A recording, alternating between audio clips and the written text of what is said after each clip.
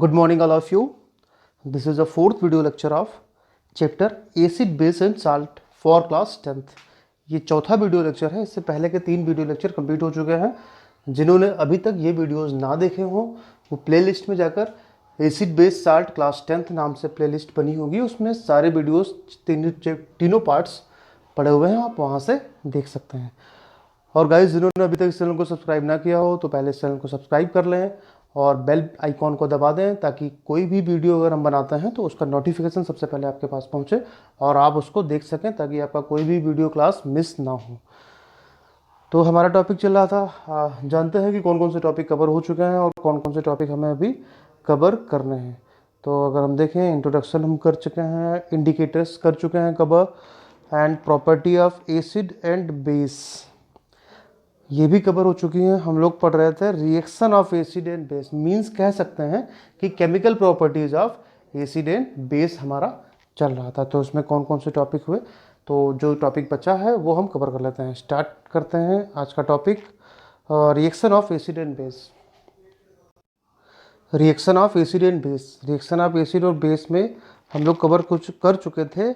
Reaction of metal with acid, reaction of metal with base ये cover कर चुके थे। और reaction of acid with metal carbonate and metal hydrogen carbonate ये भी हम कवर कर चुके थे।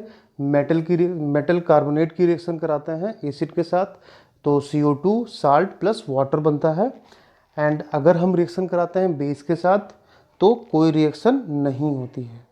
बेस मेटल कार्बोनेट और metal hydrogen carbonate, then no reaction, कोई भी रिएक्शन नहीं होती है। नेक्स्ट है हमारा reaction of acid and base with each other, यानी हम एसिड और बेस की रिएक्शन दोनों की एक साथ अगर हम कराते हैं तो क्या होता है। तो एसिड और बेस की जब हम रिएक्शन कराते हैं तो साल्ट और वाटर बनता है। मींस एसिड और बेस की रिएक्शन जब हम कराते हैं तो साल्ट और वाटर बनता है। इस रिएक्शन को बोलते हैं न्यूट्रलाइजेशन रिएक्शन। मींस इस रिएक्शन में एसिड और बेस का जो इफेक्ट होता है वो ख़त्म होकर न्यूट्रलाइज हो जाता है, तो इसलिए इसको बोलते हैं neutralisation reaction. For example, acid plus base gives salt plus water, neutralization reaction. Reaction of acid with base is called neutralization reaction. For example, HCl plus NaOH यानी sodium hydroxide gives NaCl salt plus water यानी H2O। Salt हमारा बनेगा NaCl and water बनता है H2। अब यहाँ पे बात आती है कि जो न्यूट्रलाइजेशन रिएक्शन होती है, यानी एसिड और बेस की हम जो रिएक्शन कराते हैं तो उसमें जो साल्ट बनता है वो एसिडिक नेचर का होता है या बेसिक नेचर का होता है। तो अगर यहाँ पे हम देखें तो साल्ट जो बनता है वो एसिडिक नेचर का भी हो सकता है एंड बेसिक नेचर का भी हो सकता है। वो डिपेंड करता है हमारे पास कि स्ट्रेंथ किसकी ज़्यादा है। यानी कि अगर जैसे देखिए, हम हो सकता है एसिड हो सकता है, बेस हो सकता है, उसमें से एक चीज़ स्ट्रांग हो सकती है, एक वीक हो सकती है, या दोनों स्ट्रांग हो सकते हैं या दोनों वीक हो सकते हैं। तो पहले हम बात करते हैं strong acid and strong base. Strong acid and strong base, तो दोनों अगर स्ट्रॉन्ग हैं तो न्यूट्रलाइज साल्ट बनता है, न्यूट्रल साल्ट बनता है। इस रिएक्शन को न्यूट्रलाइजेशन रिएक्शन भी बोल सकते हैं, क्योंकि इसमें जो साल्ट बन रहा है उसका ना एसिडिक बिहेवियर होगा ना ही बेसिक बिहेवियर होगा, यानी वो न्यूट्रल होगा। अब बात करते हैं weak base and weak acid, यानी दोनों अगर वीक हैं तो भी सेम रिएक्शन होगी। मींस जो इसमें साल्ट बनेगा वो भी न्यूट्रल ही होगा, उसका भी ना एसिडिक बिहेवियर होगा और ना ही बेसिक बिहेवियर होगा। अब बात करते हैं strong acid and weak base. तो यहाँ पे जो स्ट्रॉन्ग है वो क्या, एसिड है। जो साल्ट बनेगा उसका बिहेवियर भी एसिडिक ही होगा। मींस अगर हम स्ट्रॉन्ग एसिड और वीक बेस की रिएक्शन कराते हैं तो साल्ट और वाटर बनता है। जो साल्ट होगा उसका बिहेवियर एसिडिक होगा, क्योंकि उसमें एसिड के गुण होंगे, क्योंकि यहाँ पे हम स्ट्रॉन्ग साल्ट यूज़ कर रहे हैं। अब बात करते हैं वीक एसिड और स्ट्रॉन्ग बेस की। तो यहाँ पे जो स्ट्रॉन्ग है वो क्या है, बेस है।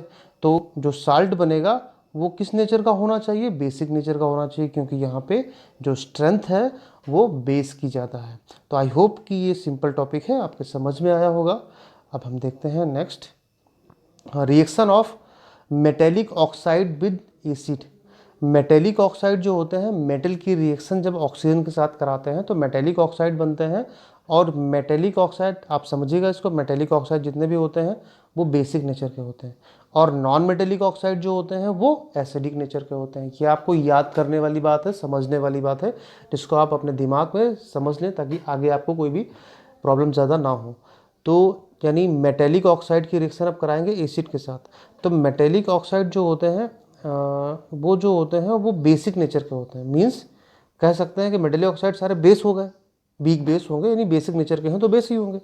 तो जब हम एसिड और बेस की रिएक्शन कराएंगे, यानी देखें मेटेलिक ऑक्साइड, यानी मेटेलिक ऑक्साइड किस नेचर का होगा, बेस नेचर का होगा, बेसिक नेचर का होगा।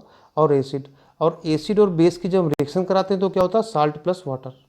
तो आई होप कि आपके समझ में आ जाना चाहिए कि जब हम मेटेलिक ऑक्साइड जो कि बेसिक नेचर का होता है रिएक्शन कराते हैं एसिड के साथ तो साल्ट और वाटर ही बनता है, क्योंकि मेटेलिक ऑक्साइड बेस होता है, बेसिक नेचर का होता है। तो एग्जांपल लिख देखते हैं, CaO यानी कैल्शियम ऑक्साइड प्लस HCl, तो बनेगा CaCl2 प्लस H2O। CaCl2 हमारा क्या हो जाएगा, साल्ट एंड वाटर।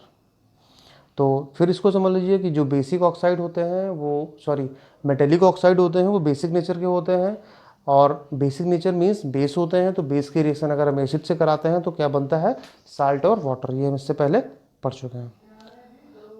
अब बात करते हैं reaction of non metallic oxide with base.